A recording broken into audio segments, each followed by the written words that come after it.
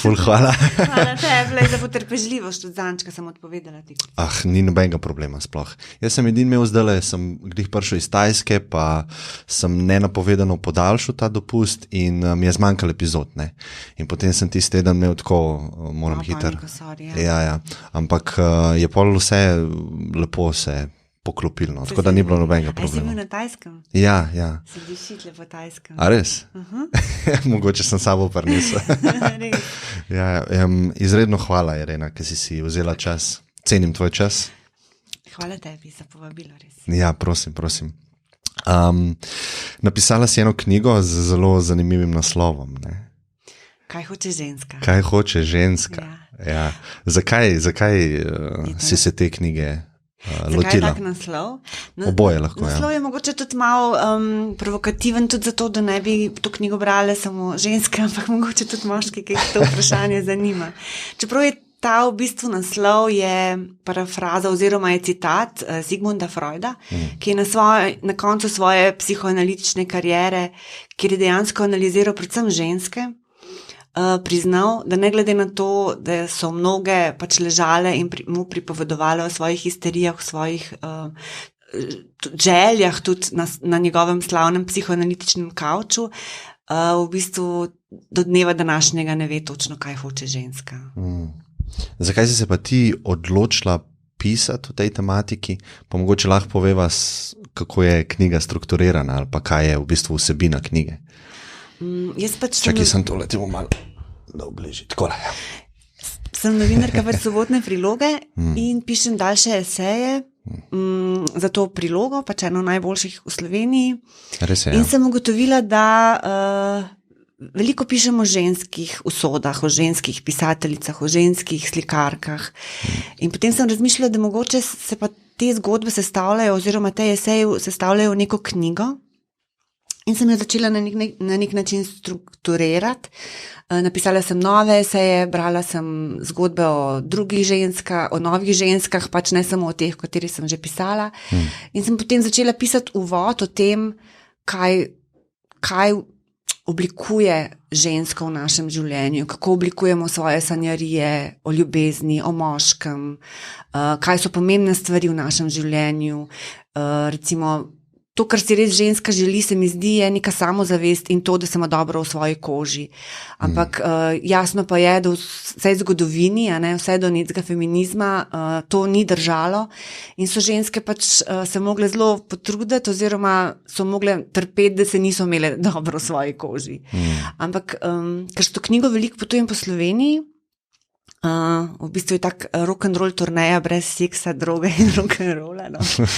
Ampak se na koncu teh pogovorov veliko pogovarjam z ženskami in z ljudmi, ki pridajo na ta srečanja v knjižnice.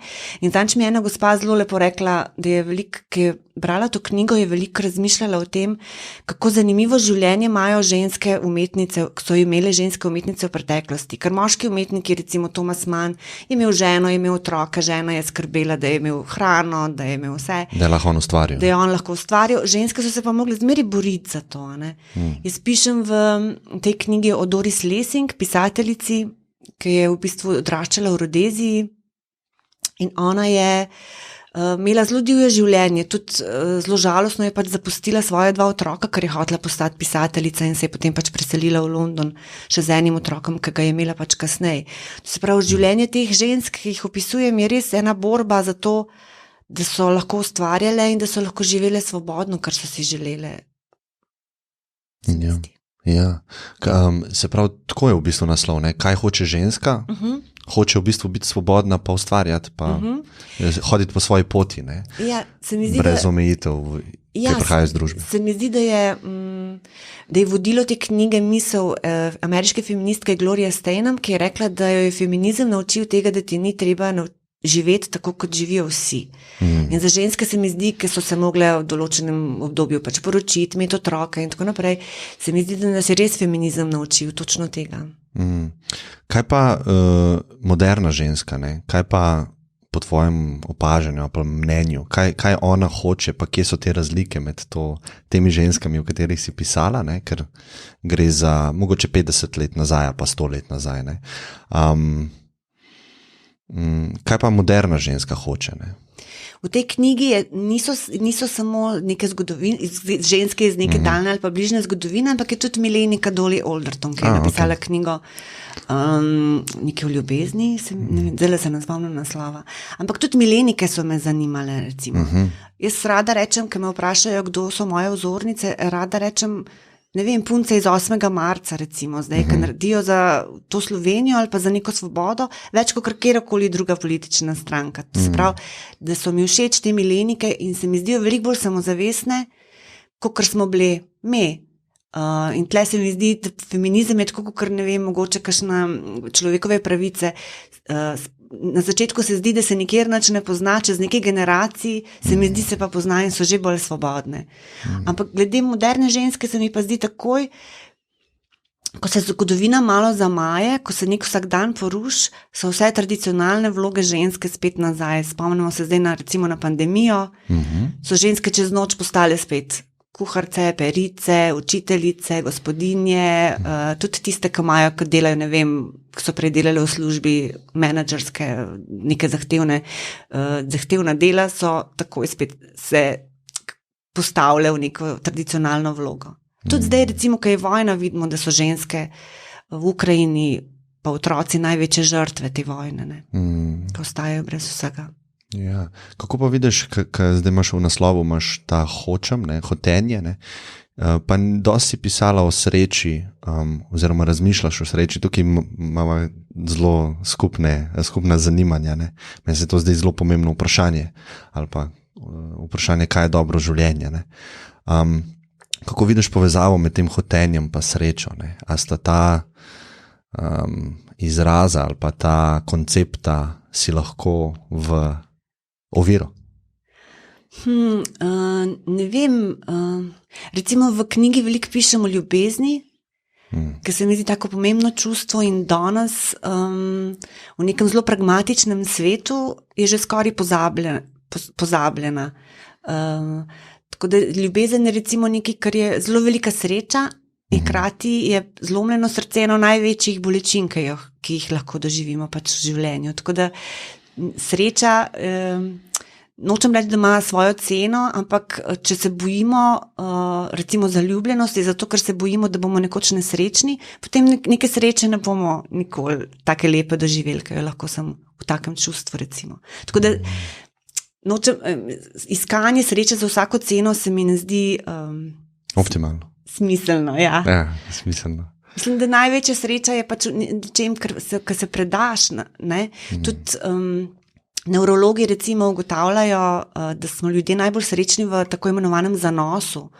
Ko ti delaš nekaj, kar rad delaš, kar znaš, ko v bistvu tvoji možgani spijo, ne razmišljajo, ne tuhtajo, to je v bistvu neka vrsta meditacija, ne? Slikarka slika, vrtnar, ki se totalno vrže v to, kako bo posadil solato, to je zanos in takrat smo na nek način najbolj srečni.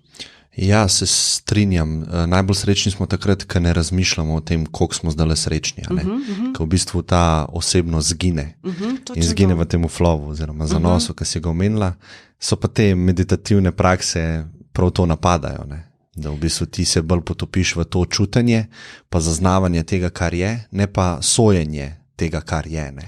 In klej sem hotel se navezati, ker sva govorila o hotenju, ne? Ker kaj jaz hočem, ne? V bistvu z vsakim stavkom, kaj jaz hočem, v bistvu nekako dokazujem sebi, da to, kar zdaj imam, ni dovolj dobro, ne? In mi malo srečo jemlje, no, saj tako jaz vidim. Ne? Ja, to se mi zdi, da je res, ja. Ja, se hotel sem ta izraz malo, ne, ta hočem predebatirati. Ne? Nekaj si omenila glede predaje, ne? Saj jaz sem vedel, da bo ta mogoče pogovor za mene malo kontroverzen, ne? Ker govoriva pač o ženskah, pa o feminizmu, pa o pravicah, pa enakopravnosti, pa enakosti in vsem podobnem. Veliko moških mi je pisalo o tej knjigi. Sem bila zelo presenečena in tudi zanimive stvari so mi govorili. Govorili so mi veliko seb, no? Kako so v bistvu sami o svojem življenju razmišljali, ko so jo brali, o ženskah, s katerimi so bili in so jih srečevali v svojem življenju. Tako da to sem bila prav vesela. Ja, to je res zelo fajn, pa pomembna tematika. Ker si glih omenila predajo prej. zdaj v odnosu moškega pa ženske, ne? A se ti zdi dobro ali slabo, da se ženska moškemu preda, on pa v bistvu vodi? Tako, kar recimo bom dal nek primer plesa, recimo, ne? Ja. V plesu, imamo neko pravilo, niti ne bi rekel, da je pravilo, ampak tako se pač to počne. Ja, da moški vodi. Moški vodi, ne, ženska pa sledi temu plesu, ne, in v bistvu nastane neka harmonija. Če bi dva vodila, si nekako lahko po nogah si hodita ali pa, ne vem, ni te harmonije. Ne. Tako da malo lahko to pokomentiraš. Ne vem, v kakšnih filmih slišimo, kako ženske spretno moškega prepričajo, da vodi, v bistvu pa vse vodijo one. Okay. Veliko tega. Ja. Ampak, on ima občutek, da vodi. On ima občutek, da vodi, ampak ženska pa v bistvu je tista, ki vodi. Ja. Ne vem, v teh odnosih sem na nek način veliko pisala v tej knjigi. A ne glih prej sem omenjala Doris Lessing, ki nisem imela sicer za feministko, ampak je bila zelo svoboden človek, ampak veliko je razmišljala o svobodi, bila je talentirana pisateljica, ampak ko se je pa zaljubila, je pa vse predala temu, se je pa vsa predala o temu moškemu in vedno je bila nesrečna. In večino žensk ima tako usodo v tej knjigi in potem na koncu mi zdi, da spoznajo, da so srečne, ne takrat, ko se popolnoma predajo moškemu, ampak ko se v umetnosti predajo. Tako da mogoče v tej knjigi so mnoge ostale same, mnoge so, recimo Georgia O'Keeffe je svoje zadnje leta preživela v puščavi v Novi Mehiki. Hotela sem tudi, da se knjiga konča z Nan Shepherd, to je škotska pesnica, ki se je zaljubila v goro, ki je hodila vsak dan v škotsko višavje in je poznala tam v bistvu vsako drevo in to Živa gora je ena najlepših knjig o naravopisju, ki sem jo brala, no. Prav res ljubezenska, prav erotično ona doživlja to goro. Tako da ne vem, v tej predaji se mi zdi, da je vsak odnos, saj tako jaz jemljem, ker sem romantik, da je vsak odnos pač poseben. Jaz si zelo želim, da ne ponavljam nekih vzorcev. Mogoče jih tudi, o tem tudi pišem v uvodu, mogoče jih tudi nimam, ker sem živela sem z mamo, nisem imela klasične družine, moške sem spoznavala sprot, nisem imela nekega vzorca, kakšen naj bo, ali tako moj oče, ali tako, ne, tako, kot imajo ponavadi ženske. To se mi zdi tudi zanimiv pojav, da ogromno teh žensk, o katerih pišem, je dejansko tudi odraščalo brez očeta. In to je spontano se mi je zgodilo, sem šele potem, ko sem jim izlagala skupaj, ugotovila, da je to naša skupna lastnost. Zanimivo, zelo zanimivo. Kaj bi pa rekla, kakšni so izzivi nekak žensk danes? Kakor sva rekla, feminizem se je začel recimo v 20. stoletju. Ogromen napredek se je naredil. Nismo po tvojem mnenju še tam, je treba stvar še potisniti, ne? Tako da lahko govorimo malo o teh izzivih, ki ostajajo, ne, za ženske v modernem času. Tako, kot sem rekla, se mi zdi, da so milenijke veliko bolj samozavestne, kot smo bile pač me, ne? Če govorimo pač o nekih mlajših generacijah, ki jih vse to čaka. Mislim, da se obetajo prav dobri časi. Da se ne. Mislim, ne za ženske, ampak za cel svet in najbrž bodo tle spet glavne žrtve, spet ženske, tako kot ponavadi. Tako da ne vem.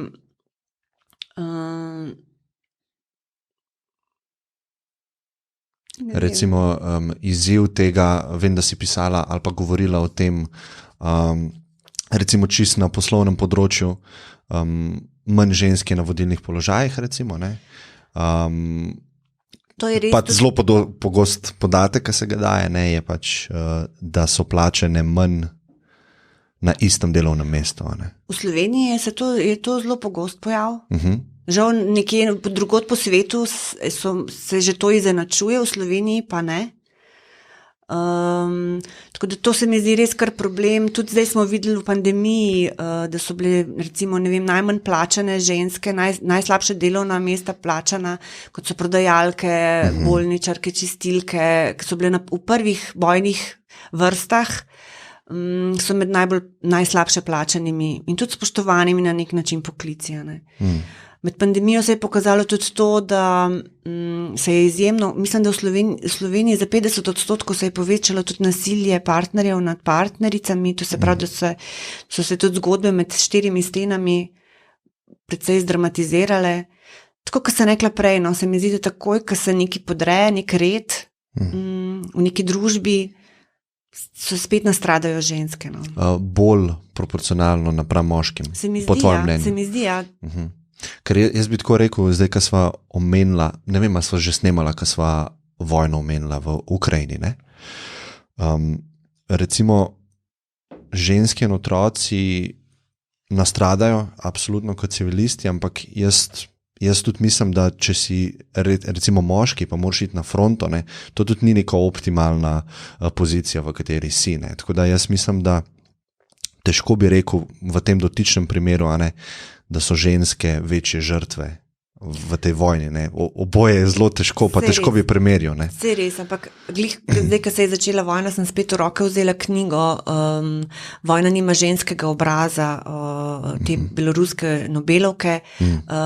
In ta knjiga je res tako, da jo moraš prav odložiti večkrat, zato ker ona se je pogovarjala z ženskami, ki so v drugi svetovni vojni se borili na strani Sovjetske zveze. Aha, kot vojakinje. Kot vojakinje, kot bolničarke in ko vidiš in v bistvu potem, ko so prišli domov, so ratale spet gospodinje in moški sploh niso hoteli slišati nič o tem, kaj so doživeli. In ona se je pač pogovarjala z njimi in potem ti postane jasno, da pri tem bojevanju, ko so ga one dale čist, ne gre za junaštvo, ampak one so dejansko videle trpljenje otrok, pač po vojni niso govorili o junaštvu, ampak pač so utihnili in so šele tej Aleksijevičevi govorili o svojih izkušnjah. Tako da ja, se strinjam, ne bi tlo je res trpljenje njenega celega naroda, ampak vseeno pa najbrž res bodo vse te ženske in vsi ti begunci potrebovali našo pomoč. Absolutno. Zakaj misliš, da so ženske manj plačane na istih delovnih mestih? Mislim, da je to še dediščina iz preteklosti. Prav, kako do tega pride? Recimo, ženska pride na razgovor, zdaj ful posplošujeva, generalno čez celo družbo.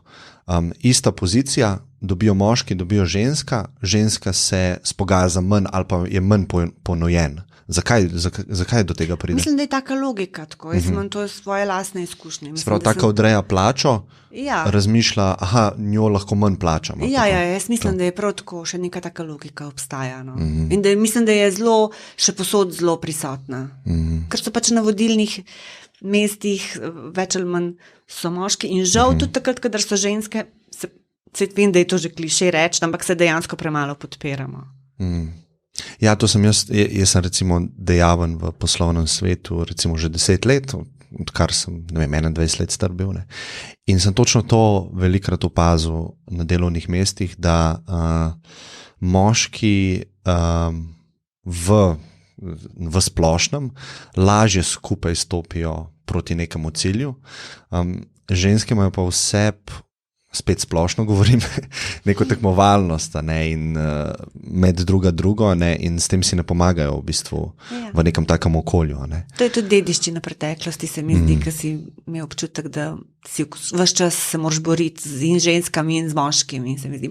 Ampak res je, v nekem poslovnem svetu si predstavljam, moški grejo na pivo, popoldne, tam se največ biznisa naredi, ne. Ženske pa grejo domov v alfa po otroka, ali pa kuhati, ne vem. Se vem, mogoče je to kliše, ampak ja, se mi zdi, da ne. Jaz bi tako rekel, da izzive posameznikov, ki sva glih govorila o izzivih žensk v modernem času, lahko razdelimo mogoče na 2 dela, ne? Ali pa tudi pri moških na splošno. Ne? Izzivi, ki so znotraj mene, pa izzivi, ki so v svetu. Ne? In zdaj jaz mislim, da neka diskriminacija, ki sva jo omenila, je sigurno zunaj posameznika, v tem primeru ženske. Ne? S katerimi posegi misliš, ali pa kaj bi mogli narediti, da bi to diskriminacijo zmanjšali? Kako vidiš to pot ven iz tega? Jaz ne vem, recimo skandinavske države so si pomagale tako, da so pač s kvotami. Aha, kako to zgleda?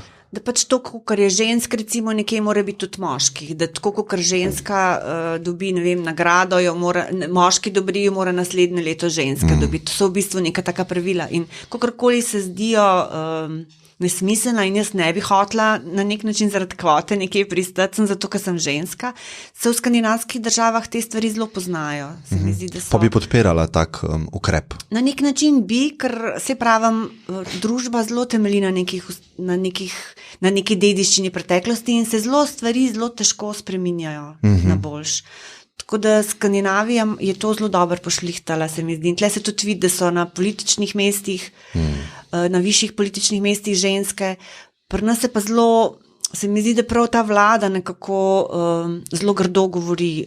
To, da se tako zelo psuje po ženskah, predvsem po ženskih političarkah, se mi zdi tako zelo nevzdržno. In tle se mi zdi, da tudi mediji premalo odreagiramo. Se mi zdi, da čisto vsako psovko, ki jo namenijo ženski na položaju, bi mogli pač mi bi mogli nekako odreagirati na čisto vsako stvar. Se mi zdi, da se je ta kultura pogovorov, kultura označevanja žensk, da se je strašno spremenila v zadnjem času.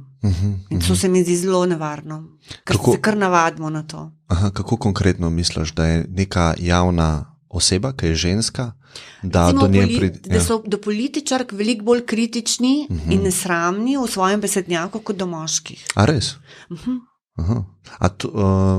Jaz recimo nimam tazga, recimo imamo premijeja, Janez Janša, jaz mislim, da tukaj je recimo na njegov račun, pa nočem se postavljati na nobeno stran, ker probam biti apolitična, ampak ne predstavljam si, kakšne vse psovke ali pa kakšne vse žalitve mora on poslušati, pač mora poslušati, ker je na takem položaju in s tem to pride.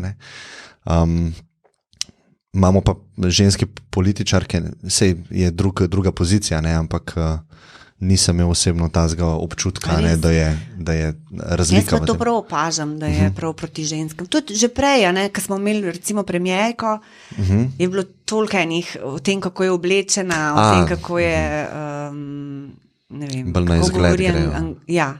To pa se strinjam. In to se mi ne zdi v redu. Ja. Ni v redu, sigurno. Ne. Včasih je bil ta, ne vem, za žensko vprašanje, se mi zdi, da je bila prav neka inštitucija, ki je zelo hitro odreagirala na vse šovinizme, ki so se zgodili. In to se mi zdi, tako kot sem prej rekla za kvote, tudi odreagirati neke šovinizme v javnosti, se mi zdi zelo smiselno. Pa nikakor nisem, recimo mi gre na živce neka politična korektnost, to tudi moram reči, da se dogaja recimo v Ameriki, da ljudje dejansko tudi humor izginja na nek način zaradi tega, tako da se mi zdi, da je politična korektnost tudi potuha, da ti ni treba razmišljati. Ampak tle se mi zdi, da pa nek bonton pa mora obstajati v neki javni govorici. Ja, se strinjam. Tukaj je edino vprašanje, kako to, s kakšnimi vzvodi to uveljavljati. A gre to za neko organski dvig kulture in morale, kar se dogaja čez celo našo zgodovino, ampak gre počasi, mogoče bi nekdo argumentiral prepočasi in moramo to, ampak glede teh kvot si jaz ne predstavljam, ker recimo mi želimo s kvotami znižati diskriminacijo, ampak s tem popravljanjem nasilnim bomo na drugi strani ustvarjali diskriminacijo. In kaj mislim s tem, če rečemo na nekem delovnem mestu ali pa v nekem podjetju mora biti 50% žensk in 50% moških, bojo določeni posamezniki, ki so slučajno moškega spola in so bolj sposobni, ne bojo dobili delovnega mesta zaradi kvote. In to je diskriminacija njihove sposobnosti in njihovih veščin, ki jih imajo. Jaz sem vedno bil tako zelo na strani tega, da se ljudi, pa vem, da je to zelo težko, obravnava individualno, ne glede na spol, ne glede na barvo kože, raso, versko izpoved, in se v bistvu gleda v tem kontekstu. Če imam jaz podjetje, jaz rabim nekoga, ki ima najboljše sposobnosti. In v bistvu postanem slep za njegov spol, za njegovo karkoli. In glih se mi zdi s kvotami se večji poudarek daje na pripadnost neki grupi. Ker glih iz tega hočemo ven, ne? Ja. Mi hočemo ven iz tega, da se ljudi gleda kot grupo. Ja. Ne? In individualno gledam žensko kot človeka in za neko delovno mesto, ker delamo na računalniku, je popolnoma vseeno, a je ženska ali je moški. Ne? V rudniku je drugo, ali pa nekoga rabiš, ki je močnejši. Ne? Ženska bo težje upravljala to delo. Ne? Ampak za te poklice se mi zdi dobro, da se... Se zelo strinjam s tem, ampak obstajajo pa neke stereotipi v naših možganih, ki jih tudi težko... Recimo, ni dolgo nazaj sem brala knjigo Carol Perez, Nevidne. To je čisto nova knjiga, neke pač feministke, ampak ni klasična feministka, ker je tudi raziskovala. Recimo, simfonični orkester v New Yorku je imel samo moške glasbenike, ne vem koliko let nazaj, tam recimo v 50 letih. Potem pa so začeli delati audicije, ker pač ženske niso bile dovolj dobre glasbenice. Aha. A zaradi tega je bilo? Niso bile dovolj dobre? Ali niso imeli sprejeli na audicijah. Potem pa so začeli v 60 letih slepe audicije delati. To se pravi, zaveso so dali med tistim, ki nastopa in komisijo. In takrat so ženske pač prišle noter v te orkestre. In to se mi zdi taka zanimiva stvar, ker ni šlo, da oni ne bi hoteli žensk, ampak je tle nek klik v glavi, ki... Podzavestno. In ta knjiga je recimo zelo zanimiva meni, zato ker govori o tem, kako je ta svet še zmeraj narejen po moški podobi in ona to dokazuje, recimo... Jaz sem bila zelo presenečena, jaz to nisem vedela. Recimo, mnoga avtomobilska industrije delajo te lutke za nesreče, ki delajo teste po moških postavah in ne ženskih. To imajo ženske v mnogih avtomobilih več možnosti, da se bolj poškodujejo kot moški, ker so vse te paradigme pasov in teh narejene za moške postave. Podobna zgodba je bila tudi, to se mi je zdelo tudi nenavadno, da zdravila, ki jih testirajo za ženske bolezni, testirajo na moških samcih in čeprav imajo čisto drugo strukturo hormonov in kemikalij in tako naprej. To mi je bilo čisto nenavadno. Tudi to, da so recimo, kako bi rekla, znaki srčnega infarkta pri ženski drugačni kot pri moškemu, ampak ženski znaki veljajo za atipične. Recimo, ne vem, žensko bolj v trebuhu takrat boli, moškega v prsih. Zanimiva mi je bila ta knjiga, ali pa recimo tudi to, da je omare načrtoval Corbusier, ta arhitekt, in recimo najvišje police so še zmeraj oblikovane za moškega, ki je velik 180 cm, to se pravi, ženske manjše še zmeraj ne dosežejo do vršnih polic. Tako da... To je neka strukturna diskriminacija ali pa sistemska. Tako pač je, živimo na nek način in se sploh ne zavedamo vseh teh stvari. Tako da mogoče zato so tudi kvote potrebne ali pa da je neko drugo razmišljanje, da se ta shift naredi. Ta Perezova je tudi preučevala, recimo, koliko je kipov v Veliki Britaniji, ki so, mislim, da je ugotovila, ne vem, da je 10% kipov posvečenih ženskam, ali še manj. Vsi drugi so pa moškim. In ona je začela z neko borbo za to, da bi bilo več kipov posvečenih ženskam. Dosegla je tudi to, da se je Jane Austen znašla na funtu, ne vem, na 5 funtih ali na 10, ne vem zdaj. Tako take stvari mehne je sprožila. Ne? In potem tudi pri nas, recimo, so v zadnjih letih šele začele izhajati neke knjige, tako imenovane pozabljene polovice, kot se imenujejo, to se pravi nekih znanstvenic, za katere sploh nismo vedeli, da so obstajale, ker so pač na nek način zbrisane bile iz zgodovine. Zanj sem bila na neki knjižnici in je pristopil nek gospod k meni, po pogovoru o tej knjigi in je rekel, da on pa zbira slike Slovenk na začetka pač stoletja in je rekel, da jih težko dobi na kakšnih podstrešjih in tako naprej. Je rekel, mi sploh nimamo slikark iz tistega obdobja, zato ker ženske so začele slikati, so ugotovili, da imajo talent, potem so se pa poročile ne vem, 20 in so nehale slikati.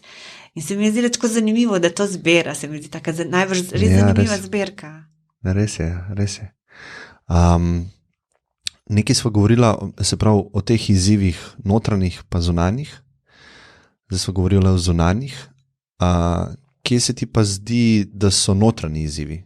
Se pravi, da se ženske same ne... O tem tudi tvoja knjiga govori, ne? Ženske, ki so vzele moč v svoje roke, v svojo usodo in šle s pogumom v nekaj. Ne? Ja. A se ti zdi, da imajo ženske kaj tega notranjih izzivov, ki jih omejujejo mogoče v vsem tem kontekstu, ki te nas vam govorila? Ja, sigurno, ampak to se mi zdi, da je res odvisno od posamezne ženske. Vse je odvisno od posameznika, ampak govoriva zelo na splošno. Ker tle je toliko enih zgodb, se mi zdi v tej knjigi, ki govorijo sicer o preteklosti, ampak veljajo še za današnje čase. Poanta te knjige se mi zdi, da je to, kar sem hotela pisati, je o tem, da hotela sem pisati o senzualnem življenju žensk, umetnic, velikih in močnih žensk. In ta del se mi zdi zelo pomemben, zato ker v preteklosti se nam je zmeraj zdelo, da moramo govoriti samo o tem, kaj so te ženske dosegle. Na nek način smo se pa bali napisati, da so bile zaljubljene, da so bile erotične, da je to neka slabost. In to se mi zdi, to, kar si me vprašal, je na nek način še zdaj. Ženske smo občutljive in hkrati močne. In se mi zdi, da moramo biti ponosne na to. In to je poanta te knjige. Da te ženske so tokrat, jih je življenje premagalo, da toliko ovir so naletele, ampak so jih zmeri uspešno preskočile kljub bolečinam in začele znova. Da lahko začneš znova. To se mi zdi tudi tako zanimivo. O tem sem tudi veliko v svojih člankih pisala, da je fajn, če ima ženska več življenj v enem življenju. Ja, zelo lepo. Kako vidiš razliko med enakostjo in enakopravnostjo? Ja, ti me tako sprašuješ, zdaj, kot da sem jaz neka feministka. Ne, samo to so vprašanja, ki me zanimajo izredno. Ne vem, nisem nikoli razmišljala na ta način. Jaz sem tak človek, se mi zdi, da sem ženska, ampak nikoli se pa ne spravljam absolutno v neko a priori v neko pozicijo ali žrtve, ali tega, da nisem enakopravna, ali se mi zdi, da sem tak človek, da se kar vržem v neke stvari in potem vidim, kaj se zgodi. Mislim, če pogledam, če izhajam iz svojega lastnega življenja, recimo ko sem končala akademijo za gledališče, sem takoj, Peter Božič je takrat vodil neko gledališko revijo Maska in potem je mene, ko sem bila še študentka in mojo sošolko oziroma znanko povabil, da bomo urednice. In vsi, bom rekla, vrst moški del dramaturgov in režiserjev se jim je čist, kako zdaj kar 2 punce, in nas so klicali punce in se spomnim, da ko smo na Ministrstvo za kulturo hodile, smo bile punce, nismo bile urednice. Tako da poznam zelo dobro ta nek odnos, zato sem vesela, da so te milenike si ne bi nikoli dovolile, da jim nekdo reče, da si punca. Ali pa da jim nekdo reče, če bi pa prišla v oblekici, ne pa v hlačah, bi pa mogoče na ministrstvu dobili več denarja. To danes noben več si ne upa reči, da ne bi imel posledic. Jaz sem pa še ta generacija, ki sem to pač doživljala. Tako da to se mi zdi, da te izkušnje, o katerih v bistvu sem zdaj prvič govorila, da so se te izkušnje malo spremenile. Ja, to je sigurno dobro. Jaz se upravičujem, glede vprašanj, ki jih imam. Ne, v redu, jaz kar upam, da ne govorim preveč. Ne, super, izredno uživam. To so stvari, ki recimo mene zanimajo, pa mi je fajn imeti sogovornika, ki je o teh stvarih razmišljal, vsaj malo, pa me zanima, kako ostali razmišljajo. Ja, jaz lahko sem iz teh izkušenj, nekih osebnih, kot ženska, točno to me zanima, mogoče povem. Ja, kar rekla si, zdaj me sprašuješ, kot da sem neka feministka. Ja. A si feministka, ali se ne bi, bi se tako označila? Nisem se ukvarjala z nekimi ženskimi vprašanji na ta način, ampak absolutno sem feministka na nek način, ampak imam zelo rada moške in jih spoštujem, nisem nikoli a priori, bom rekla, sovražna do drugega spola. Ja. Ne, sej jaz tako razumem ta termin. Ja. Ne, da je zraven pripeto sovraštvo. Ja. Avtomatsko, ne. Ampak imam pa zelo rada, recimo, ne vem, obožujem knjigo Simone de Beauvoir, Drugi spol, kjer zelo dobro pač opisuje ne samo pač žensko življenje, ampak tako mi je bilo všeč, kako opisuje pubertetniške punce, kako se zbuja njihova erotika, kako ratujejo ženske, pa so hkrati otroci. Se pravi, par nekih teh feminističnih avtoric mi je res v vzor. Zdaj nekaj sva govorila že o slovenski družbi, a ne? Pa kje so neki izzivi. Recimo tako nasplošno, ne? V primerjavi z drugimi narodi v Evropi, kakšen imaš občutek, kje smo tukaj v tem odnosu, lahko bi rekel enakopravnosti ali pa enakosti, ne? Se nisva čisto opredelila razliko. Pa jaz mislim, da prav dobro nam ne gre, tako mislim, lahko bi nam šlo boljš, se mi zdi, no. Tudi to, da je toliko nasilja, da se je povečalo nasilje recimo partnerjev nad partnericami, to se mi zdi kar grozljivo, ne. Mogoče sploh ne vemo, kaj se dogaja za 4 stenami. Meni je včasih žal za Slovenijo, se mi zdi, da je Slovenija taka glih mehna država, da bi kot en model letala, da bi lahko marsikatere najboljše prakse od, ne vem, biokmetijstva do, ne vem, tehnologije, da bi lahko tle preizkusili mnogo stvari, ki jih ena velika država ne more. Mislim, da imamo absolutno pomanjkanje vizije. Tudi ta politika, je v bistvu eno in isto vaš čas. Proti Janši, za Janšo, sem še za to se gre. Ni pa nobene, bom rekla, vizije za prihodnost, modern narod na nek način nismo. Zato, ker ne razmišljamo o okolju na tak način, kot bi mogli. Zato, ker ne razmišljamo tudi o človeških pravicah na tak način. Tako se mi zdi, Slovenci smo tako zanimivi, zelo smo solidarni, ampak modern narod na nek način, prav zaradi te politike, ki nikoli ni znala biti moderna, pa nismo. Mislim, mi bi lahko, ne vem, bili prva država brez plastičnih vrečk. Evo, zdaj se izmišljujem. To bi nam komot ratalo, ker nas je tako malo. In bi bili lahko tako lep primer nekega tacega dosežka, ampak sploh se ne razmišlja na ta način. Ja, jaz mislim, da je ta primer Estonije, pa kako so se oni prav odločili, mi bomo pač lideri v digitalnem svetu, ne? In so potem ratali znani, ne, mislim, sej poznaš državo Estonijo, ne, ampak jaz, ker recimo delujem v IT svetu, pa v tehnološkem svetu, ne, oni so prvi dali e-državljanstvo, da lahko prijaviš se online, cela uprava je e-uprava, ne rabiš sploh nikoli na okence, ne, z blockchain tehnologijo se ful ukvarjajo pa upeljujejo, ne. Tako da so si postavili, mi bomo lideri v svetu, ali pa znani bomo potem, da smo na robu te tehnologije, ne.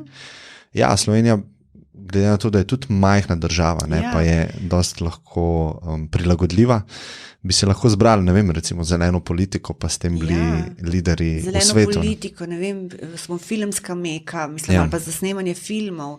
Turizem pol pride zraven s to zelenostjo, ne, ker imamo to lepo naravo. Pa. Recimo, ampak nimamo vizije, ni vizije. Vem, da tudi to eno in isto se ponavlja. Mi se še zmeri pokvarjamo, lepo prosim z drugo svetovno vojno in tako naprej. Jaz zmeri verjamem, da če bi mi imeli en dober film o drugi svetovni vojni, recimo prav en dober film, recimo o Balantiču, ki je bil domobranski pesnik, pa o Kajuhu, ki je bil partizanski pesnik, ampak res dober, ne zdaj nek slovenski film, ki sem gledajo čez okno, pa jamrajo, ne. Ampak res tako dober film. Jaz mislim, da bi bilo to najbolj za slovensko spravo. Da se identificiraš z nečem, vojna je prinesla grozne stvari in potem imaš dve usode, ki se najdejo in potem kaj... Mislim, to se mi zdi, da bi lahko bilo zelo katarzično, no. Boljš, kot pa da se pogovarjamo skozi politiko o vojni in kaj se je zgodilo, bolj se mi zdi, da bi umetniki mogli to v svoje roke vzeti in to v bistvu presnoviti skozi art in plasirati neko zgodbo, s katero se vsi lahko identificiramo. Ja, se mi zdi, da bi ozdravil slovensko družbo. Ja, jaz mislim, da nekaj bi sigurno naredil, ampak ozdravil, ne? To je v tem smislu, čudežno. da bi nehali mogoče se ukvarjati, ali pa nadaljevanko o partizansko, ali pa ne vem, neki, no. Ja. Ampak mi Slovenci tudi recimo, to rada povem, da ne znamo zgodb narediti iz naših velikih ljudi. Recimo Ivana Cankarja, mi vsi obravnavamo kot enega reveža, ki je grdo se obnašal do svoje mame, ki je bil pijanec, ki je ne vem kaj sicer pisal fajn, ampak Ivan Cankar je bil v svojem času totalen frajer. On je imel kadar grem gor na Rožnik in grem v tisto njegovo spominsko sobo, kjer ni v bistvu nič noter, mislim, da je njegova kravata pa neka cigaretnica. On je bil najbolj plačen pisatelj svojega časa. A res? Če bi tam v tisto sobo dali samo fotografije žensk, s katerimi je on bil, ki so bile zaljubljene vanga, so bile take lepotice. Se mi zdi, da je nek srednjošolc ali pa osnovnošolc Cankar je začel gledati čisto na drugačen način. Cankar je prišel iz Dunaja in je šel živeti na Rožnik, imel je veliko denarja, ampak ga je vsega zapravil in zadarila ženskam in tako naprej. On se to je znana, da je v bistvu najel kočijo, ki je šel gor na Rožnik in je dal v kočijo svojo plačo, on je šel pa peš gor, da je palca se pelala. On je bil tako slaven pisatelj, da so gor romali vsak dan študentje, da bi ga videli od blizu, kako piše. Ker takrat pač ni bilo televizije in tako naprej. On je bil res zelo velika osebnost, zoprn, siten, skozi se boril za pravice, govoril je resnico. Nekoč, to je tudi ena znana zgodba, je neka študentka šla gor in jo je on grdo pogledal in ona se je ustrelila pod drevesom, ampak sredi se je zgrešila, ampak je delala samomor zaradi našega Cankarja. To so res take, ampak nam se to zdi, da to pa mogoče ne bi, ker to pa ne. Tudi Plečnik je bil recimo totalen frajer. Kje pa še imamo arhitekta, ki si zgradi celo mesto po svojem sprehodu? On je pač vsak dan šel na kosilo k svoji teti in si je celo pot naredil svoje stavbe. Ja, čez Mimnuka, tam in je pač Tako da se mi zdi, da tudi te zgodbe iz naših osebnosti ne znamo. Da ne govorim tudi o ženskah, recimo Ivana Kobilca ima tudi zelo posebno zgodbo, pa tudi nič ne vemo o njej. Vse imamo tako šolsko, se nam zdi, da ne bomo spoštovali nekoga, da ga bomo spoštovali samo, če je precej dolgočasen in šolski. Tudi Prešeren je bil veliko več kot nek zapit, ali pa pes, je bil noro zanimiv. Spomnim se, da ko sem bila majhna, sem gledala neko nadaljevanko o Shakespeareu, in sem se takrat zaljubila v gledališče. To je bilo od BBC-ja. Ampak potem, če pomislimo, kaj pa mi sploh vemo o Shakespeareu? Še to ne vemo, da so te slike, tri, ki so, ne vejo, če je bil to res Shakespeare. Trikrat se je podpisal na neke dokumente in vsakič se je drugačen, ne vejo, če je to njegov. Neko dedi vedo, da je napisal, da je pač vodil Globe, ampak še zmeri se skregajo, a je on sploh napisal te drame. Ampak BBC naredi 11 delov, genialnih, nadaljevanko o tem Shakespeareu. A igrano? Ja, igrano. Sprav, zložijo neke zgodbe, imajo naracijo dobro, ne? Mi pa tega ne znamo. Ne znamo narediti zgodb iz naših ljudi. In to se mi zdi, se nam tudi zdaj pozna. Tudi iz nekih uspešnih trenutnih, o nekih osebnosti ne znamo. Ja, zakaj pa misliš, da je tako? Premalo budžeta, premalo zanimanja? Zato, ker se imamo za neke mehne, zato, ker se nam zdi, da so umetniki, da morajo trpeti, da je dobra umetnost. To so kar še neki klišeji. Ima te ruski vibe. Ruska duša, čeprav se vidi, da je tam vseeno. Tolstoj je bil tudi, se ve, da je bil Tolstoj recimo velik, da je bil najbolj slaven Rus svojega časa. Ampak ta temačnost sem mislil, ne? Temačnost. Spremlja umetnika. Da mora biti reven, ne? Proti temu se je Cankar tudi zelo boril. On je napisal en tekst za Stonkari, kjer je napisal, da pač umetnik ne sme delati za ston, mora biti plačen za svoje delo in tako. Pomemben tekst, pa je tudi pozabljen. Ja, no vidiš, si me navdušila za Cankarja. Ja, za njegove ženske, to moraš Ne, ta drugi. Mislim, da jih vidiš, kako so res lepe, take sodobne obraze imajo. Sodobne obraze. Ja. Pa tudi recimo pogreb, veš, to vse vem, ker sem jaz pisala o tem, pa jaz se tako vržem v to. Pogreb je bil tudi totalno slavje v Ljubljani, ne vem, koliko 1000 ljudi je prišlo z aviona, so od Cankarja metal na Dunajsko, ne vem, koliko je bilo govorov, ogromen veličasten pogreb je imel. Ja, zelo zanimiv. Ja, veliko bereš, vidim. Ja, pač jaz pišem eseje za sobotno prilogo in rada pač berem, rada pišem o knjigah in pol pač veliko berem ves čas. Ves čas? Kako to izgleda? Koliko časa na dan? Kakšna je tvoja rutina? Če grem iz knjižnice, recimo, pa lahko tudi med potjo malo berem. Tako? Se pravi, ostali so na telefonih, ti imaš pa knjigo? Tudi, Tudi na telefonu imam svoj Kindle, tako da tudi tam čitam. Se pravi, pol čez cel dan malo bereš? Ja, kadar pač imam čas, kadar imam 5 minut časa. Pa tudi podcaste rada poslušam. A res? Kaj pa poslušam? Tvojega poslušam. A res? Moram reči drugače slovenskih, Mit in čaj poslušam, Marsovce poslušam, ker moj bivši kolega Lenart Kučič iz Sobotne dela. Drugače pa poslušam, tu je ogromno poslušam. Kaj pa, kaj? Pač poslušam New York Times, del pač o knjigah.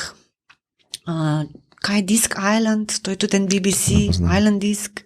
To je, kjer pesmi bi nekdo vzel na samotni otok. Ampak potem cele zgodbe o svojem življenju povejo čez to. Chelsea Handler poslušam. Pa kaj še zdaj se sploh ne spomnim? O hrani veliko poslušam podcaste. Pa v knjigah seveda. Podcaste v knjigah, ja. Kaj pa, katero knjigo si največkrat podarila nekomu? Komorkoli? Ne vem, svojo najbrž. Ok, razen svoje? Ja.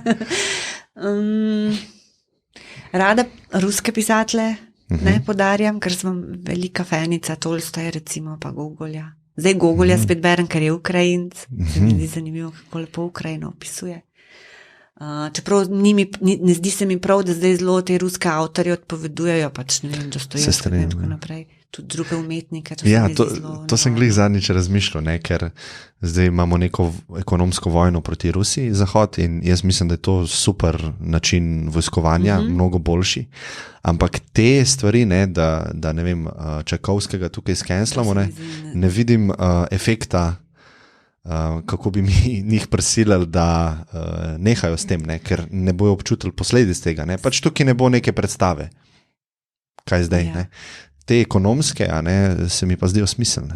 To sem se ful spraševal, zakaj temu. Vse umetnosti glih se borila proti vojni, vedno, zato ne smemo nehati brati pač ruskih klasikov ali pa tudi poslušati Čajkovskega.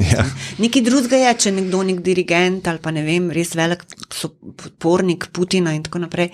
Ampak da se pa na umetnost na ta način, da se to ignorira, se mi zdi pa zelo nevarno. A kaj spremljaš to trenutno situacijo zdaj? Moram reči, da imam prav tako svetobolje. Sem prav rekla, kako imamo Slovenci lepo besedo svetobolje, da te kar svet boli. Svetobolje. Na začetku sem bila zelo obsedena s tem, sem bila skozi na televiziji, tudi po noč sem gledala vse, tudi spomnim prvi dan, ko se je začela vojna, sem bila zelo svetobolna. Pa sem pa videla, da moram malo nehati. Zakaj si pa to videla? Zato, ker sem tako kar tesnobna in anksiozna, ker se mi zdi, da je ta nemoč, da ne moreš pomagati ljudem, da ne veš, kaj bo, da smo vse to na nek način že videli v Bosni, se spomnim takrat, koliko je bilo beguncev, vem, da sem glih pa šla iz Necka festivala v Zagrebu in je bil cel avtobus poln beguncev, vem, da sem bila čisto pretresena takrat. In tudi to je tako grozno, da vidimo zdaj toliko časa po vojni, toliko ljudi je umrlo, zdaj pa je kar pač, se pa kar nekako vse zrihtal, čeprav Bosna je še zmeri v groznem stanju. Koliko ljudi je moglo umreti tako nesmiselno, če se spomnimo na jugoslovansko vojno. In zdaj se spet v bistvu ta nesmisel res ponavlja, sem neko uničenje, sploh ne veš, kaj je cilj tega. Tako da me kar pretrese ta vojna. Kaj pa misliš, da je cilj te strani, v tem primeru? Si se kaj spraševala psihološko? Mislim, da je to pač neko izražanje moči, ker imam zelo rada svojega kolega Branka Sobana, ki je pač bil v Rusiji in je veliko pisal v Putinu in je bil tudi izgnan iz Rusije zaradi te svoje kritičnosti. se zdaj zelo spomnim njegovih člankov, ker se mi je zmeri zdelo, da mogoče pa ni tako, a ne, mislim, da je sigurno tako, kar on že dobro ve, ampak da itak ne bo nikoli prišlo tako do nekega roba. Mi zdaj postaje jasno, da je on s temi članki že te stvari na nek način, tudi te smrti Politkovske in teh novinarjev, ki jih je dejansko dal očitno Putin ubit, so opozarjale na to.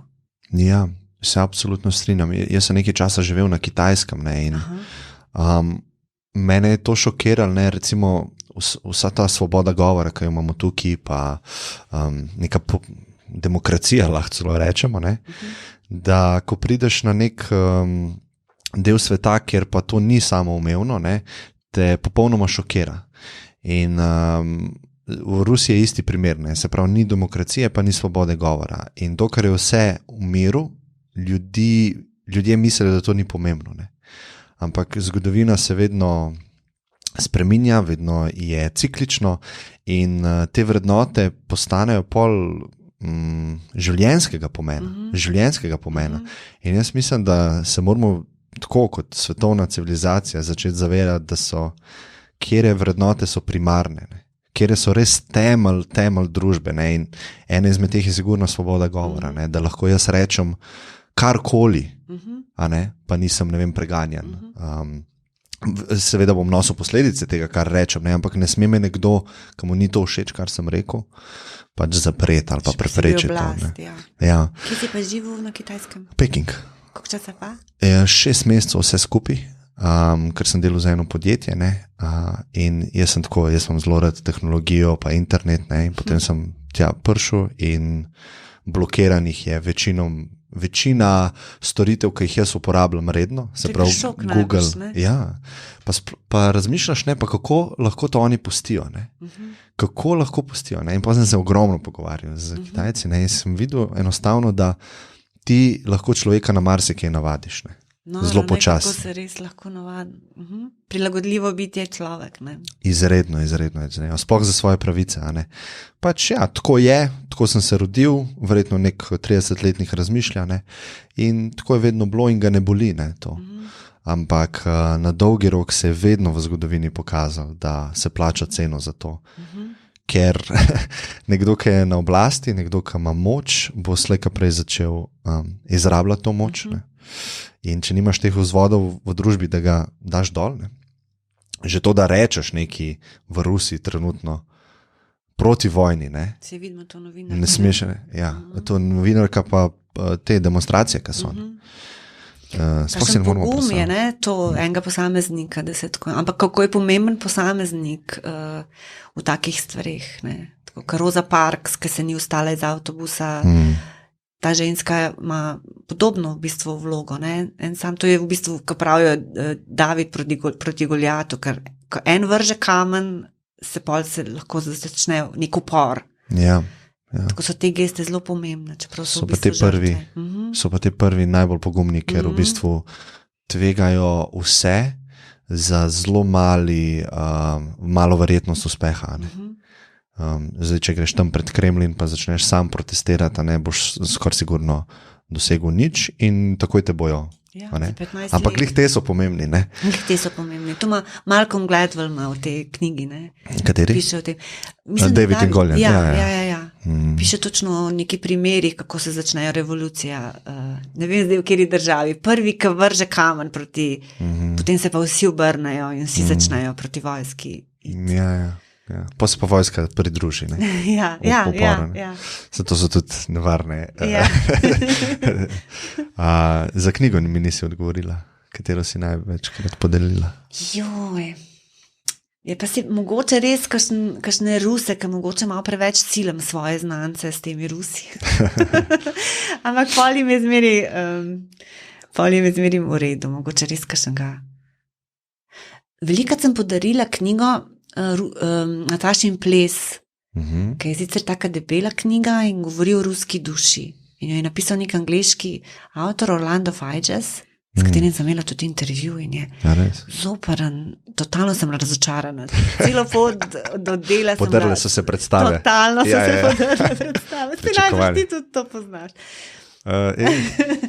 Mislim, to se mi še ni zgodilo. Vem, da sem prav pozabila izklopiti ta snemalnik in sem šla z Juretom Rženom, ki ga je fotografiral in sem celo pot do dela sem bila, kako grozno, kako je bilo grozno. Kaj je bilo to groznega? Tako se mi je zdel nadut in sploh se mi ni zdalo govoriti. In potem je bil res nek škandal čez nekaj časa, ker so ugotovili, da Orlando Figes, da je na Amazon pisal grde kritike o kolegih, ki pišejo o Rusiji in zato je potem pod psevdonimom in potem je še svojo ženo obsodil. A res? Res? Pa je res jezen gospod, ne? Ja, ampak knjiga je pa tako dobra, res. Tako da to mu je oproščeno. O čem pa je? O ruski duši? Ja, govori pa v bistvu o kaj je sploh ruska duša. Natašin ples je naslov zato, ker to je iz Vojne in miru od Tolstoja. Nataša je pač glavna junakinja, ki se je rodila v aristokratski družini, ne zna niti rusko govoriti, sem francosko pa angleško in potem gre enkrat na deželo in sliši balalajko in odvrže vse one drage obleke in zagrab, ne vem, ruto in začne plesati ruski ples in potem se on pač Tolstoj sprašuje, kako je to, da je to imaš pač v genih, ne, da očitno je ruska duša. On tako piše pač to rusko dušo. In Orlando Figes pač govori o Petru Velikemu, kako je zgradil Petrograd in potem skozi umetnost razloži rusko dušo. Prav, da to je pač literarni fenomen, da ne obstaja, ampak skozi te zgodbe Tolstoja, Čehova, Gogolja jo pa skuša najdati. Mi imamo malo tudi tega, se mi zdi, smo Slovani. Ne? Mi smo, to, ko smo se prej pogovarjali, smo tako dobra mešanca, bi mogli biti ponosni na to slovansko dušo, na ta Mediteran, na Balkan. Mislim, kaj je še boljšega, ne? Za nek DNK. Ja, se strinjam, ampak s tem pridejo tudi težave zraven. Balkansko in slovansko in absolutno. Mediteransko, ja. Ja, da smo čustveni smo, ne? Ja. In čustva so v nekaterih pogledih lahko tudi precej destruktivna, ne? To pa prej, ko smo se pogovarjala o zgodovini, pa drugi svetovni vojni, pa ljudje se delijo, ne? To je vse na podlagi čustev, ne? Ja, ampak na nek način v današnjem času se pa tudi preveč včasih boji teh intimnih čustev. Se mi zdi, da je pa že tako, če se vrnem na začetek, da je romantika, da je že malo pozabljena stvar. Jaz se spomnim, da so pred leti, pač v Sloveniji je pač nekaj teh terapevtov znanih, ki imajo neke te zaupne besede oziroma radi govorijo v nek svojih člankih, da je ljubezen izmišljotina, da ne obstaja, da je pač partnerstvo, predvsem prijateljstvo, da če deklice sanjajo o princu na belem konju, da ga pač ne bo, da bodo celo življenje razočarane.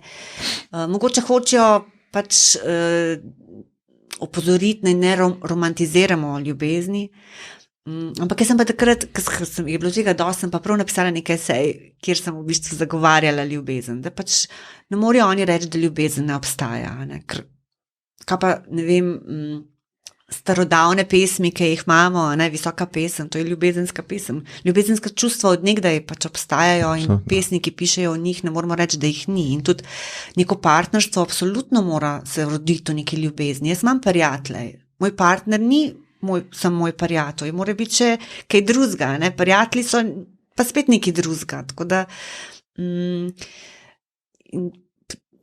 potem vem, da sem se pogovarjala, malo po tistem sem se pogovarjala z neko terapevtko iz Zagreba, Vranič se mi zdi, se piše ena starejša gospa in mi je isto rekla, da v Zagrebu se isto pojavljajo te isti terapevti. In potem reka, ne, jaz pa zmeri govorim, ljubezen je zelo pomembna stvar. Moški in ženska ali pa ženska, ne vem, pač se srečata, se zaljubita, gledata zvezde, poslušata glasbo, plešata do 4 zjutraj. To so neverjetna čustva in potem pride pač življenje, se poročita, pridejo otroci. Ni več tega, ne more biti, ker vsak dan požreje to romantiko. Mora se pojavi kriza. In ona reče, in jaz zmeri, ko prideta zakonca k meni, rečem, spomnite se na tisto, ko sta takrat plesala do 4 zjutraj, spomnite se, kako sta gledala zvezde skupaj. Ljubezen je lepilo, ker se spomniš tistega nazaj, veš, da si sposoben tudi zdaj premagati mogoče ovire in najti spet to osebo, v katero si bil takrat zaljubljen. To se mi zdi taka zelo pomembna stvar, ki je povedala. Ja, se strinjam, ja. Se strinjam. Jaz sicer ljubezen malo drugače dojemam, bolj v kontekstu, kot so govorili, ne vem, v religijah o njej, ne. Ta brezpogojna, vsegajoča ljubezen, ne, kjer ti v bistvu zgineš, ne. In ti se popolnoma predaš nekomu, ampak ne dotično nekomu vsemu, ne, zato ker če se nekomu samo predaš, je to pogoj. In je pogojna ljubezen, samo do tebe. Ne? Nekega neznanca pa ne bom toliko zraven spustil. Ne? Bolj tako. In se mi zdi najbolj pomembna sila v življenju in najbolj zdravilna sila, ne? Za dušo človeka. Ne? In to, ne, ta romantična ljubezen, ne, pa jaz se absolutno strinjam, ne, ta zaljubljenje pa začetne izkušnje, ki so res super, ne, tako čutimo, da so super, ampak moramo se zavedati, da se končajo, ne, pa se transformirajo. Se mi zdi, da ljudje mogoče trpijo zaradi tega, ker mislijo, da se ne sme končati. Ker iz knjig, iz filmov, ne, nam je rečeno, ne, dva se zaljubita in pol je to tako do konca, ne, ampak ni. Konc ponavadi filma. Ja, konc je filma, ne. In valjda sam zapolniš, ne, to je pa res super, ne, in jaz si tudi želim to in ustrašite ta občutek, ko nekaj pojenja, ki je bilo toliko močno, nekaj pojenja in si rečeš, očitno sem se zmotil, to ni pravi, ne, ali pa ni prava. In mogoče tukaj je uporabno to vedeti, ne, da se bo stvar transformirala. Ja, sigurno se transformira. Kako že reče, ne vem, Orson Welles je rekel, da je odvisno. Srečna zgodba je odvisna od tega, kje končaš zgodbo. Srečen konc. Ne? Skozi je ciklično, ne? Če v nedogled bo skozi, ne bo statično. Kaj pa filmi? Nekje sem prebral, da filme si ful gledala, oziroma jih ful gledaš. Ne? Tukaj imamo tudi skupno točko. Jaz sem mislim, da imam filme, seveda, včasih kinoteki sem bila vsak dan, mislim, da sem gledala po 3 filme, celo matineje. Pogrešam matineje, recimo v kinih. To, da greš ob 10 zjutraj v kino in potem greš čist zmešan ven, pa je še dan. To se mi zdi tak fajn občutek.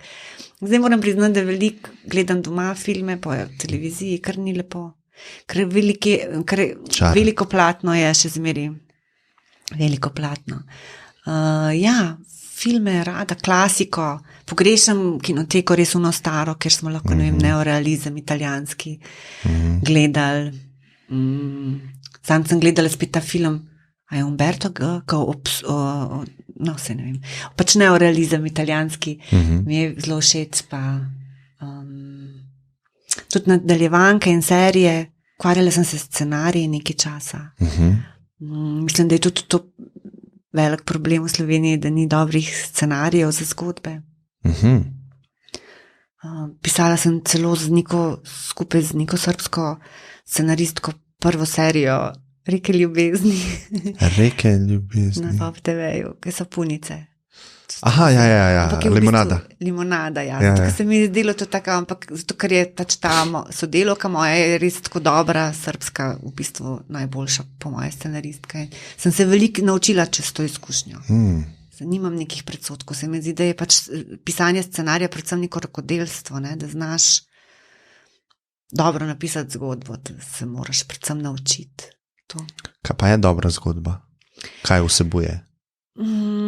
Dobra zgodba je po moje, recimo, če bereš roman, je dobra zgodba tisto, da prebereš prvi stavek, potem takoj že drugega, tretjega in da te potegne vase na nek način. Da ti zbudi neka čustva, da se identificiraš z junaki, vse te stvari. Pa tebi? Kaj pa tebi? Nek dober film, recimo, ali pa dobra zgodba? Ja, jaz sem bil star 16 let in videoteka je obstajala tam v Mostah, ne? In jaz sem začel tja hoditi sam in sem temu gospodu, ki je vse filme pač pogledal, sem ga začel sprašovati po filmih, ne? In pa mi je začel, a si gledal to, sem rekel, ne, nič nisem gledal in sem šel po vrsti, ne? Mislim, da sem začel z Godfatherjem, se pravi Botrom, ne? In pol me je presunil, da takšni filmi obstajajo, ne?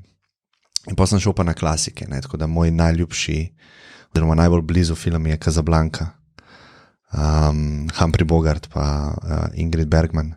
Mislim, da sem ga 30krat ali pa 40krat gledal. Ja. Res lep film, krasen.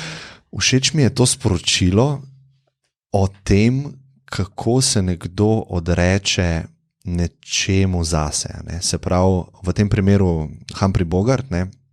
Ona je želela z njim ostati na koncu in on je bil celo svoje življenje zelo egoističen, za sebe je grabil, drugi ga niso zanimali. Ne? In v tistem, to je bilo med vojno, se dogaja zgodba, ne? Leta 41 ali pa 42, ne? Je videl, da mora on jo spustiti, zato ker je ona zelo pomembna za tega Viktorja, ne? Ki je pa pomemben bil na drugi strani. In to, da se je on sebe, ljubezni svojega življenja odpovedal za svet, ne, se mi zdi taka lepa in ful pomemben point, ne, ker ponovadi v teh filmih je tako, ne, pač dva sta zaljubljena, potem imata nek zaplet in na koncu spet skupaj sta spet skupaj in sta dobila tisto, kar sta želela, ne. Tukaj je pa zavestno se nekdo odrekel temu, ne? In se mi zdi ful lepo sporočilo. No? Zato je tako kulten, se mi zdi. Ne vem zaradi česa, ampak... Pa vse te citati so že... Vedno bova imela Pariz, reče, preden jo spusti. Ne? In to je nek tak point, ki si ga tudi včeraj prele povedala. Da... je včasih kakšna izkušnja dovolj, ne? In da ne rabiš konstantno v življenju siliti po več. Ne? To, kar si dobil ali pa to, kar ti je bilo dano, to ceniš in je dovolj, ne? In se odrečeš samo ostalmu. Ne? Ja, in moraš biti hvaležen za hvaležen. Ja. Se strinjam, ja. Kaj pa tvoj film tak najbolj blizu, kad je najljubši? Joj, mislim, da bi kar mogla res prav naštevati. Aha, nimaš tako enega, če te nekdo vpraša.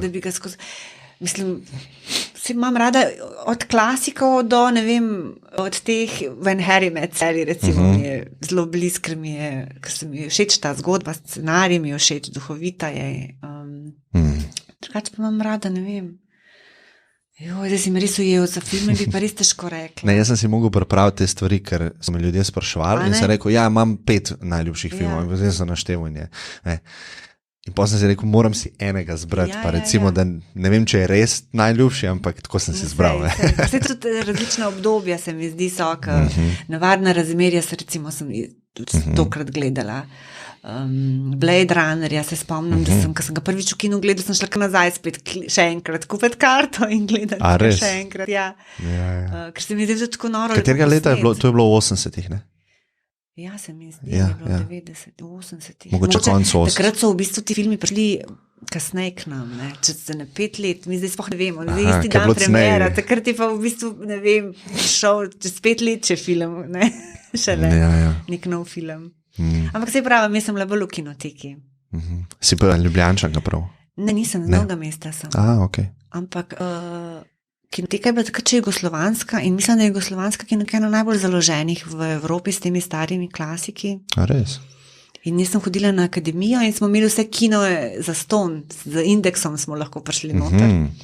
Tako da se mi zdi, smo vsi zelo izkoristili to. Ja, vem, da je kinoteka imela še pred leti te stare klasike, so predvajali, ne? Ja.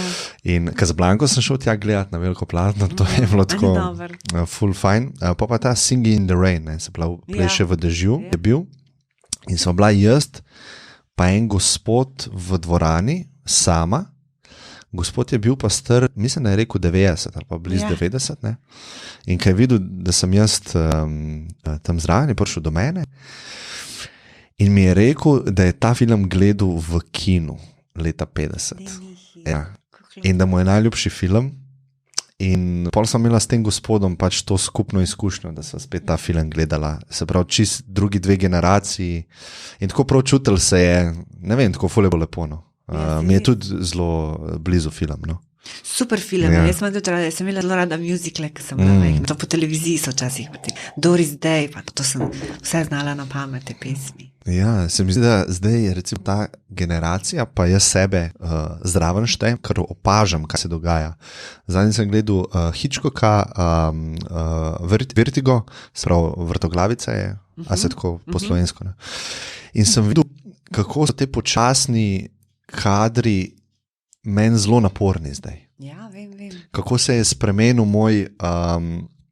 moj fokus ali pa sposobnost fokusa, pozornost. In pozornost se niža v celi generaciji zaradi družbenih omrežij in instantnih stvari. Ne. Se mi zdi, da malo te dolgi filmi ali pa občasni filmi ali pa drame na splošno kar zgubljajo malo primat ali pa popularnost. Pa vedno bolj so popularne te serije, ne, če si opazila. Serije. Ker so kratki, ne, se pravi, 1 uro traja, lahko pogledam, tu nekaj se zgodi, cliffhanger je na koncu. Skozi mora biti držljaj, ne. To cliffhangeri si je izmislil Charles Dickens. A res? Zato, ker je pisal te romane za časopise. Aha, in je vedno... Ja, in je zmeri mogel napeto se končati. A res, to nisem vedel, ja. Ja, ker takrat so pač veliko ljudi je bilo nepismenih in so brali te njegove na glas, ne, in pol so čakali, da bo naslednji teden časopis spet izšel in da bo, kaj se bo naprej zgodilo s tem junakom. Tako zanimivo, ja. Ja, kaj pa gledališče, opera, take stvari? Gledališče pa, seveda sem bila dramaturg, sem veliko delala v gledališču, ampak malo sem se oddaljila od teatra. Mogoče zato, ker teater je taka stvar, ki je zelo čustveno naporna, ker je več ljudi skupaj, zmeri sodeluješ ves čas o neke drame. Jaz pa rada pač berem knjige doma, pa imam mir. Aha, bolj tako, ja. Zato sem pol se smrkval v knjige. Ja. Je super. Jaz bi se ti res rad zahvalil za tale. Hvala za povabilo, res. Res sem užival izredno. Tudi jaz sem uživala, upam, da nisem preveč govorila. Ne, premalo, ampak zelo prijetna si sogovornica, no, pa tudi oseba, bi rekel. No. Enako. Ja, hvala lepa. No. Tako da upam, da se še kdaj vidva. Tudi jaz. Okay, hvala ti. Hvala.